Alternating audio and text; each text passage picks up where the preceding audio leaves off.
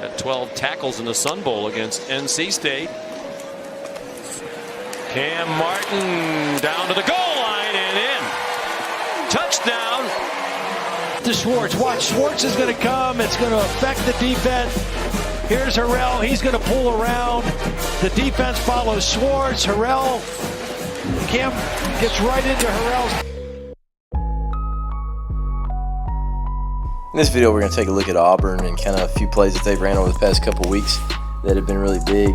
Seems like Auburn's in a big game every week, and this weekend against Florida is going to be another big game. So Coach Malzahn back calling plays, doing what he's known for, and back from when he was in high school football, putting up unbelievable numbers here in the state of Arkansas. So we'll look at a few schemes that they have and what they've done this past year.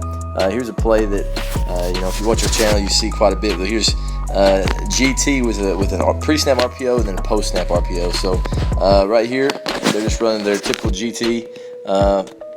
We're down back right there. There should be doubling. We're coming to kick, coming to lead. The numbers should be really good. They're actually plus right here in the box since they're reading backside. And right here, what they end up getting is they end up getting a pull read. Okay. Well, to start off, they're in trip, and you have a post or pre-snap bubble read right here, basically to make sure that it's 3-on-3 out here. If he's not out there, they're going to throw that bubble right now as soon as the ball snapped. But right here, he's wide enough, so they end up running the play. So what ends up taking place is Bo Nix is reading. He feels like he's squeezed enough. He's going to get it. He's going to pull the ball. So he pulls it and he starts sliding out. And this is where what they call bubble late.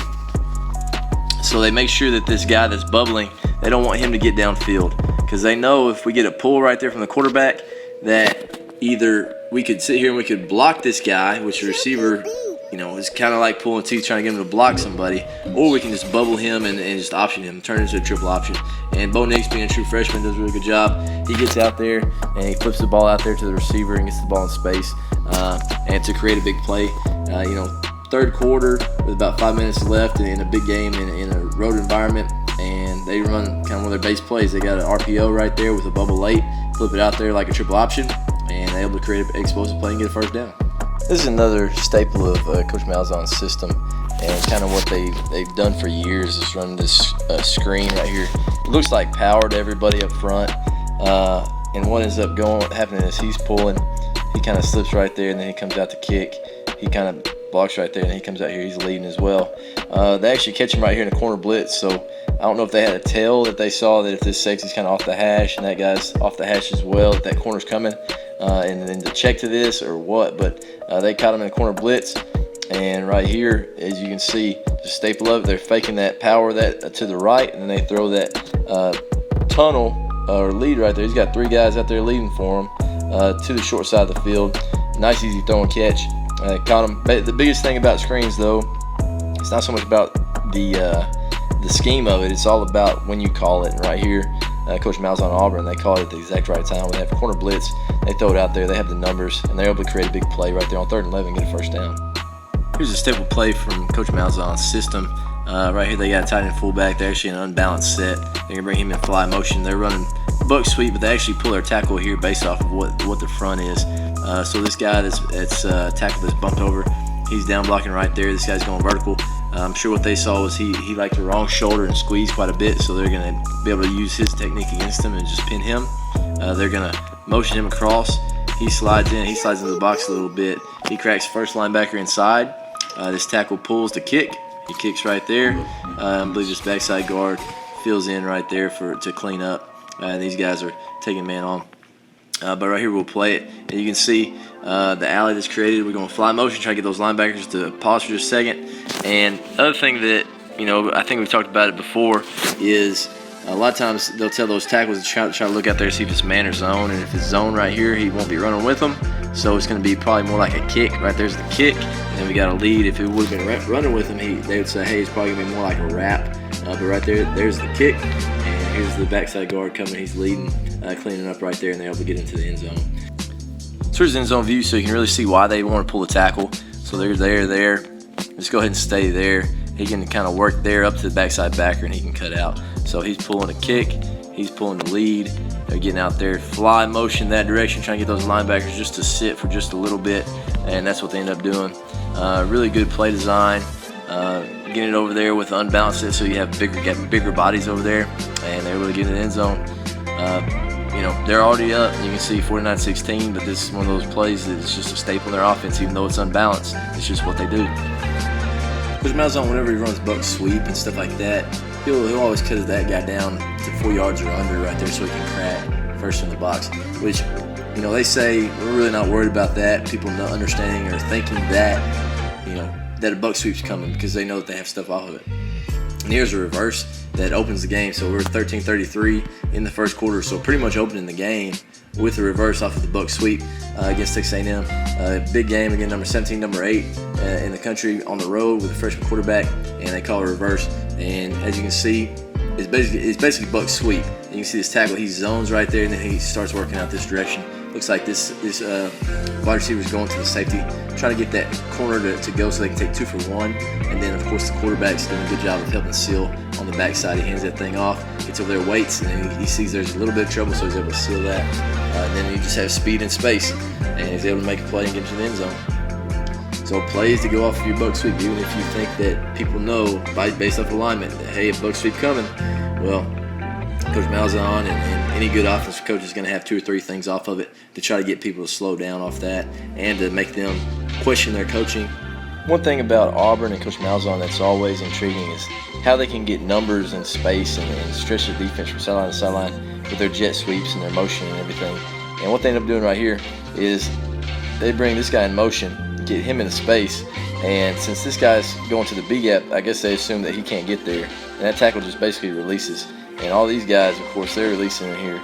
So they've got basically 4 guys running out here into this space, getting there quickly with the lead. So, whenever you see that guy come in fly motion, you always kind of wonder, well, crap, why are they always flying out there? Why are the backers always moving so much? They should just look at their guards. But right here, they're just running inside zone. If I'm just reading my guards, inside zone, I'm stepping up. But now we got 1, 2, 3, and then this tackle releases as well. So we got 4 guys with one of the fastest guys on the team running the speed sweep out here. Man, it's hard to defend. It's hard to, trust your eyes whenever there's stuff like that going on. So it's just one of those things that's really intriguing about Coach Malzahn, what he does, and, Auburn. The interesting thing about this as well is just kind of what this tackle does. It looks like he's about to zone it, and then he sees him go in the big gap, and he just arcs it. And he goes out there and he helps lead as well. So the numbers are there, and they end up getting in the end zone. But you can just see they get numbers to that side quickly, and that's how they're able to get stuff done. And then, of course, they'll fake that and then go back to the other side with inside zone, GT, buck sweep, different things like that to keep people off balance. This is another play where Auburn's able to get numbers over this direction. They're able to get the ball plus 3 blockers in that direction. What they end up doing is they're running GT this direction, so they're down blocking. These guys are pulling.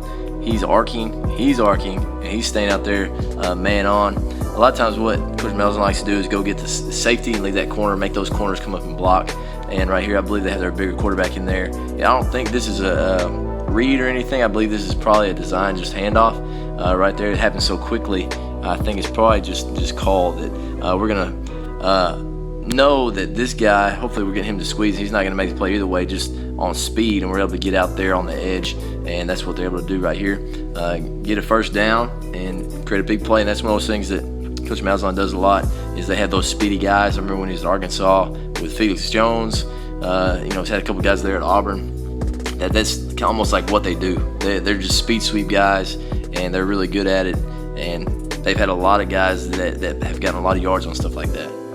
This play is a 3rd and 5, basically to end the game right here. And Coach Malzahn and Auburn, they go to their favorite run play, which is just inside zone. Of course, right here, they're in an unbalanced set. They have their tight end over here. They have this receiver on the ball as well. And what they end up doing is running an inside zone. They're trying to get double teams on everybody they can. So they're going to try to double there up to the backer. They're going to try to double there up to the backer. They're going to basically have zone. They're going to have to zone it off right there, be base, but they're looking for that double team with that back to just hit it right there, going vertical. Hopefully, trying to get 5. What this guy's doing, he's coming backside. Looks like he jabs at that guy because he's trying to get him to squeeze. Is really what they want to do, so they can get that quarterback on the edge, and that the fullback can arc out there for the corner. And that's what ends up happening right here. Of course, short yardage, or it's late in the game. Those guys are going to be pretty aggressive. if you can find a way to get that quarterback on the edge, a lot of times that'll kind of seal the game. That's what they end up doing right here. Bo Nix, good job getting the first down and getting down. But you can really see that fullback, you know, he thinks that end's squeezing. He gives him a good jab, and he arcs around and works the outside shoulder of that corner, allowing that quarterback to get outside, get the first down and steal the game, which A&M made kind of a little bit of a run in this game and brought it back to a one-score game. But right there, just execution, was able to seal it for him.